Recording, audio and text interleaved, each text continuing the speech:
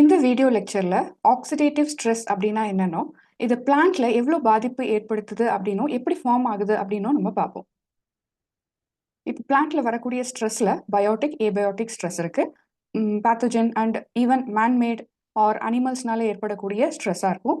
இது abiotic stress அப்படின்னா water, light, temperature, oxidative ஸ்ட்ரெஸ்ஸாக இருக்கும். இதில் இன்னைக்கு நம்ம பார்க்க போகிறது ஆக்சிடேட்டிவ் ஸ்ட்ரெஸ். ஆக்சிடேட்டிவ் ஸ்ட்ரெஸ் எதனால ஏற்படுது அப்படின்னு பார்த்தோம்னா ROSனால. ROS அப்படின்னாக்கா ரியாக்டிவ் ஆக்சிஜன் ஸ்பீஷிஸ். ஸோ இந்த ரியாக்டிவ் ஆக்சிஜன் ஸ்பீஷிஸ் ஒரு டாக்ஸிக் ஃபார்ம் ஆஃப் ஆக்சிஜன் தான். இன்கம்ப்ளீட் ரிடக்ஷன்னால உருவாகக்கூடியது தான் இந்த ரியாக்டிவ் ஆக்சிஜன் ஸ்பீஷிஸ். இந்த ROS வந்து செல் டேமேஜும் அப்புறம் ரொம்ப அதிகமாக டேமேஜ் ஏற்படுத்துது அப்படின்னா செல் டெத்தும் ஏற்படுத்தக்கூடும்.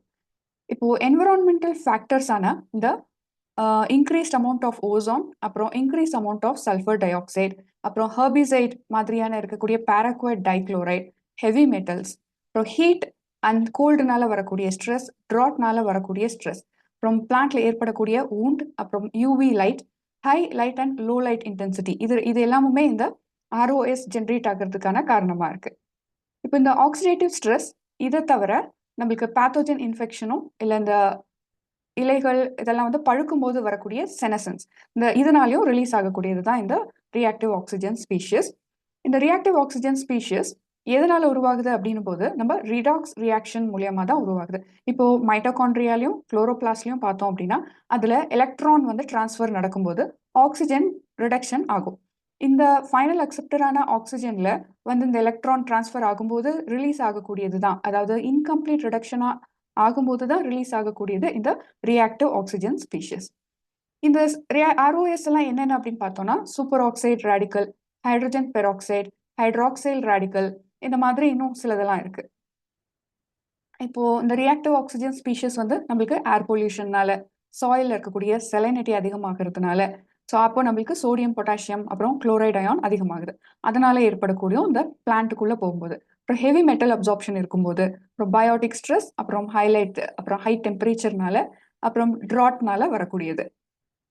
இப்போ இந்த ரியாக்ஷன்ஸ் பார்த்தோம் அப்படின்னா எப்படி ஆக்சிஜன்ல இருந்து ரெடியூஸ் ஆகி இந்த ROS ஃபார்ம் ஆகுது அப்படின்னு பார்த்தோம்னா நம்மளுக்கு சிங்லெட் ஆக்சிஜனும் ஒரு எலக்ட்ரான் டிரான்ஸ்ஃபர்னால கிடைக்கக்கூடியது சூப்பர் ஆக்சைடு அப்படின்ற ரேடிக்கல். அப்புறம் இந்த ஆக்சிஜன்ல இருந்து 2 எலக்ட்ரான் டிரான்ஸ்ஃபர் மூலியமா கிடைக்கக்கூடியது தான் ஹைட்ரஜன் பெராக்சைடு. அப்போ 2 புரோட்டானும் அடிஷன் ஆகும். அப்பதான் நம்மளுக்கு ஹைட்ரஜன் பெராக்சைடு ஃபார்மேஷன் ஆகும். இப்போ ஆக்சிஜன்ல இருந்து 3 எலக்ட்ரான் டிரான்ஸ்ஃபர் நடக்கும்போது நம்மளுக்கு கிடைக்கக்கூடியது ஹைட்ராக்சைல் ரேடிக்கல். அப்புறம் அது கூட இந்த ஆக்சிஜன் கூட 4 எலக்ட்ரான் டிரான்ஸ்ஃபர் நடக்கும்போது ஃபைனலா கிடைக்கக்கூடியது தான் வாட்டர். xanthine ஆக்சிடேஸ் அப்புறம் அமினோ ஆக்சிடேஸ் இந்த மாதிரியான என்சைம்ஸ் எல்லாம் நம்மளுக்கு ஹைட்ரஜன் பெராக்சைடு ஜென்ரேட் ஆக ரியாக்ட் பண்ணக்கூடியதா இருக்கு. இப்போ இந்த ஹைட்ரஜன் பெராக்சைடு இந்த மாதிரியான டேமேஜஸ் எல்லாம் ஏற்படுத்தும் அப்படின்னா புரோட்டீன்லையும், அப்புறம் இந்த மெம்பரன்ஸ்ல இருக்கக்கூடிய லிபிட் இருக்கு இல்லைங்களா, லிபிட் இருக்கும் நம்மளுக்கு மெம்பரன்ல வந்து இந்த லிபிட் இருக்கும், லிபிட் பைலேயர், அப்புறம் ப்ரோட்டீன்ஸ் இருக்கும். இந்த ப்ரோட்டீன்ஸையும் இந்த லிபிட் பைலேயர்ல இருக்கக்கூடிய ஃபேட்டி ஆசிடை போய் அஃபெக்ட் பண்றதுனால இது வந்து லிபிட் பெராக்சிடேஷன் அப்படின்னு சொல்றோம். இப்போ இந்த லிபிட் பெராக்சிடேஷன் நடக்கும்போது இந்த மெம்பரன், நம்மளுடைய இந்த மெம்பரன்ல இருக்கக்கூடிய பிரேக்கேஜ் நடக்கும். நெக்ஸ்ட் ஹைட்ராக்சைல் ரேடிக்கல், இது வந்து அயோனைசிங் ரேடியேஷன்னால ரிசல்ட் ஆகக்கூடியது தான் இந்த ஹைட்ராக்சைல் ரேடிக்கல் அப்படின்ற ROS. இது வந்து ஒரு எஃபெக்டிவான ஆக்டிவ் மியூட்டாஜனா இருக்கு. மியூட்டாஜனான ஹைட்ராக்சைல் ரேடிக்கல் நியூக்ளிக் ஆசிடை டேமேஜ் பண்றதுனால நம்ம இந்த DNA உடைய ஸ்ட்ராண்டோடைய பிரேக்கேஜ் நடக்குது. ஸோ இந்த ஸ்ட்ரக்சரல் சேஞ்சும் இந்த ஸ்ட்ராண்ட் பிரேக்கேஜ் ஏற்படுத்தக்கூடியதா இருக்கு. அடுத்ததா லாஸ்டா சூப்பர் ஆக்சைடு ரேடிக்கல் பார்த்தோம் இல்லைங்களா, இது வந்து அன்பேர்டு எலக்ட்ரான் கொண்டதா இருக்கு. இன்னொரு ஃப்ரீ ரேடிக்கல் கூட ஈஸியா கம்பைன்ட் ஆகக்கூடியதா இருக்கு. ஸோ அப்படி ஃப்ரீ ரேடிக்கலான இந்த நைட்ரஜன் ஆக்சைடு கூட கம்பைன்ட் ஆகி இன்னொரு ரியாக்டிவ் ஆக்சிஜன் ஸ்பீஷியஸ் போல இன்னொரு பெராக்சைடு நைட்ரேட்டை ஃபார்ம் பண்ணக்கூடியதா இருக்கு. இது வந்து ரியாக்டிவ் நைட்ரஜன் ஸ்பீஷியஸ் அப்படின்னு சொல்லலாம். இது எல்லாமே சேர்ந்து நம்மளுக்கு மெம்பரனோடைய புரோட்டீனை டேமேஜ் பண்ணக்கூடியதா இருக்கு. இப்போ இந்த ரியாக்டிவ் ஆக்சிஜன் ஸ்பீஷியஸ் பார்த்தோம் அப்படின்னா சூப்பர் ஆக்சைடு ஃபெரஸ் சல்ஃபேட் கூட ரியாக்ஷன் ஆகி நம்மளுக்கு இந்த ஹைட்ரஜன் பெராக்சைடை ஃபார்ம் பண்ணக்கூடியதா இருக்கு. ஹைட்ராக்சைல் ரேடிக்கல் அப்படின்னு பார்த்தோம்னா DNA, RNA, லிபிட், புரோட்டீன் இது எல்லாத்துக்கூடயும் ரியாக்ட் பண்ணக்கூடியதா இருக்கு. இப்போ ஹைட்ரஜன் பெராக்சைடு பார்த்தோம் அப்படின்னா இது வந்து இந்த புரோட்டீன்ல இருக்கக்கூடிய சிஸ்டீன் மீத்தியோனைன் அப்படின்ற அமினோ ஆசிட் ரெசிடியூஸை போய் அஃபெக்ட் பண்ணக்கூடியதா இருக்கு. ஸோ அதனால ஹீம் புரோட்டீனை அஃபெக்ட் பண்ணும், அதை தவிர டிஎன்ஏவையும் அஃபெக்ட் பண்ணும். சிங்லெட் ஆக்சிஜன் எதெல்லாம் அஃபெக்ட் பண்ணும் அப்படின்னு பார்த்தோம்னா, நம்ம லிபிட் லேயர்ஸையும் புரோட்டீன்ல எங்க அஃபெக்ட் பண்ணும் அப்படின்னு பார்த்தோம்னா ட்ரிப்டோஃபான், ஹிஸ்டிடின், டைரோசைன், மீத்தியோனைன், சைட்டோசைன் ரெசிடியூஸ்ல எல்லாம் போய் அஃபெக்ட் பண்ணும். அதை தவிர டிஎன்ஏல இருக்கக்கூடிய ஜி ரெசிடியூஸ்ல போய் அஃபெக்ட் பண்ணும். இப்போ இந்த ரியாக்டிவ் ஆக்சிஜன் ஸ்பீஷியஸ் பயாலஜிக்கல் சிஸ்டம்ல என்னென்ன சேஞ்சஸ் உருவாக்குது அப்படின்னு பார்த்தோம்னா, ஃபேகோசைட்டோசிஸ்ல இப்போ இந்த ஃபேகோசைட்ஸ் போய் இந்த ஃபேகோசைட்டோசிஸ் ப்ராசஸை பிகின் பண்ணும்போது இன்க்ரீஸ் ஆஃப் ஆக்சிஜன் கன்சப்ஷன் பார்க்க முடியும். ஸோ அப்படி இன்க்ரீஸ் ஆஃப் ஆக்சிஜன் கன்சப்ஷன் சடனாக ஏற்படுத்தக்கூடியதுனால அப்போ அங்கே நமக்கு rapid reduction of molecular oxygen நடக்கும். அந்த ரேபிட் ரிடக்ஷன் மூலியமா கிடைக்கக்கூடியது தான் அந்த சூப்பர் ஆக்சைட் ரேடிக்கல்.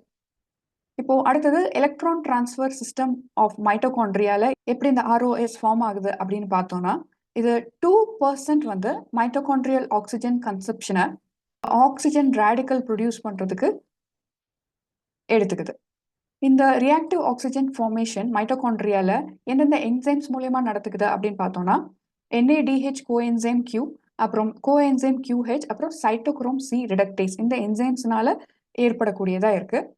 அப்புறம் அடுத்ததான் மைக்ரோசோமல் எலக்ட்ரான் டிரான்ஸ்போர்ட் மூலியமா எப்படி ROS ஜென்ரேட் ஆகுதுன்னு பார்த்தோம்னா, எண்டோபிளாஸ்மிக் மெம்பரன்ல நம்மளுக்கு mixed function of monooxygenase enzymes இருக்கு.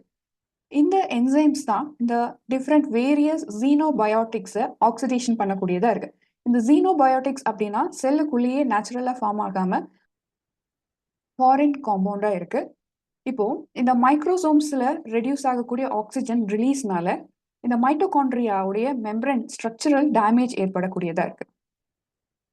ஸோ இந்த இப்படி ரிலீஸ் ஆகக்கூடிய இந்த ஜீனோபயோட்டிக்ஸும் இந்த ROS ஃபார்மேஷனுக்கும் டிஷ்யூ இன்ஜுரிக்கும் காரணமா இருக்கு.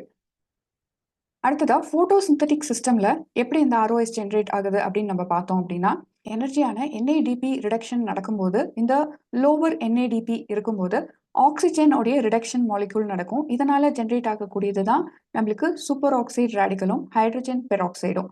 இந்த ரெண்டுமே வந்து போட்டோசிந்தட்டிக் சிஸ்டமா ரொம்ப டேமேஜ் பண்ணக்கூடியதா இருக்கு. இந்த குளோரோபிளாஸ்ட்குள்ள இருக்கக்கூடிய இந்த சிஸ்டமை டேமேஜ் பண்ணக்கூடியதா இருக்கு. இப்போ இந்த ஆன்டி ஆக்சிடென்ட் கான்சென்ட்ரேஷன் இருந்தா இதை வந்து பாதுகாத்துக்க முடியும். எப்பெல்லாம் ஆன்டி ஆக்சிடென்ட் கான்சென்ட்ரேஷன் கம்மியா இருக்கோ அப்போ நம்ம இந்த டேமேஜஸ் எல்லாம் இந்த செல்கள்ல இந்த மெம்பரன்ல ஏற்படக்கூடிய டேமேஜஸ் எல்லாம் பார்க்க முடியும். ஆன்டி ஆக்சிடென்ட்ஸ் தவிர இந்த ஃபெரடாக்சின் இருக்குங்க, ஃபெரடாக்சின் ரொம்ப ரெடியூஸ் ஆயிடுச்சு அப்படின்னாலும் இந்த லைட் ரியாக்ஷன்ல இந்த எலக்ட்ரான்ஸ் டிரான்ஸ்ஃபர் ஆகும்போது, அதாவது போட்டோ சிஸ்டம் 1ல இருந்து அந்த ஆக்சிஜனுக்கு டிரான்ஸ்ஃபர் ஆகும்போது ஃபார்ம் ஆகக்கூடியது தான் சூப்பர் ஆக்சைடு ரேடிக்கல். ஸோ இந்த ப்ராசஸ் தான் மெஹ்லர் ரியாக்ஷன் அப்படின்னு சொல்றோம். இப்போ இந்த பிக்சரை பார்த்தோம் அப்படின்னா நம்மளுக்கு இன்னும் கொஞ்சம் கிளியரா புரியும். இப்போ மைட்டோகாண்ட்ரியால நம்மளுக்கு காம்ப்ளெக்ஸ் 1ல இருந்து காம்ப்ளெக்ஸ் 5 வரைக்கும், மெயினாக காம்ப்ளெக்ஸ் 4 வரைக்கும் எலக்ட்ரான் டிரான்ஸ்ஃபர் நடக்கும்போது இன்கம்ப்ளீட் ஆக்சிடேஷனால ஆக்சிஜன் டிரான்ஸ்ஃபர்னால ஏற்படக்கூடியது தான் இந்த ஹைட்ரஜன் பெராக்சைடு. அப்புறம் இந்த NADPH ஆக்சிடேஸ் அதாவது கம்மியாக இருக்கும்போதும் நம்மளுக்கு இந்த ஹைட்ரஜன் பெராக்சைடு ஃபார்மேஷன் இருக்கும். அது இந்த Fe ஃபெரஸ் அயான் கூட சேரும்போது நம்மளுக்கு ஹைட்ராக்சைல் ரேடிக்கலும் ஃபார்ம் ஆகும். இந்த குளோரோபிளாஸ்ட்லையும் எலக்ட்ரான் டிரான்ஸ்ஃபர் ஆக்சிஜன் நடக்கும்போதும் நம்மளுக்கு ஹைட்ரஜன் பெராக்சைடு ஃபார்மேஷன் நடக்கும் இஃப் இன்கம்ப்ளீட் ஆக்சிஜன் டிரான்ஸ்ஃபர் நடக்கும்போது. பெராக்சிசோம்லையும் நம்மளுக்கு கிளைகோலேட்ல இருந்து கிளை ஆக்சலேட் ஃபார்ம் ஆகும்போது ப்ரொடியூஸ் ஆகக்கூடியதான் இந்த ஹைட்ரஜன் பெராக்சைடு. ஸோ இந்த ROS எல்லாம் சேர்ந்து என்னென்ன அஃபெக்ட் பண்ணும் அப்படின்னு பார்த்தோம்னா, மைட்டோகாண்ட்ரியாவுடைய மெம்பரன் டேமேஜ், அப்புறம் உள்ள இருக்க இந்த சிஸ்டம் டேமேஜையும் பண்ணும். அதை தவிர நம்மளுக்கு குளோரோபிளாஸ்டோடைய பண்ணும் போட்டோ சிஸ்டமையும். அதுக்கப்புறம் கால்சியம் அயான் சேனல்ஸை வந்து பாதிக்கக்கூடியதா இருக்கு. அதை தவிர நம்மளுக்கு இந்த protein oxidation, lipid peroxidation, DNA damage மூலியமா நமக்கு ப்ரோக்ராம் செல் டெத் ஏற்படக்கூடியதா இருக்கு. இப்போ இந்த ROS போய் மைட்டோகாண்ட்ரியாவை அஃபெக்ட் பண்ணும்போது நம்மளுக்கு இந்த மைட்டோகாண்ட்ரியா டிஸ்ரப்ஷன் ஏற்படும். இந்த மெம்பரன் டிஸ்ரப்ஷன் ஏற்படும் போது ரிலீஸ் ஆகக்கூடியது சைட்டோக்ரோம் C. ரிலீஸ் ஆகும்போது நம்மளுக்கு DNA உடைய டேமேஜும் ஃப்ராக்மெண்டேஷனும் நடக்கும்.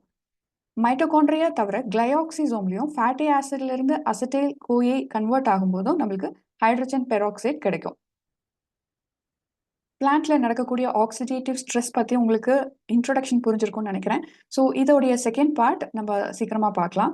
உங்களுக்கு இந்த வீடியோ யூஸ்ஃபுல்லாக இருக்குது அப்படின்னு நினச்சிங்கன்னா please subscribe and share the knowledge of life science. Thank you.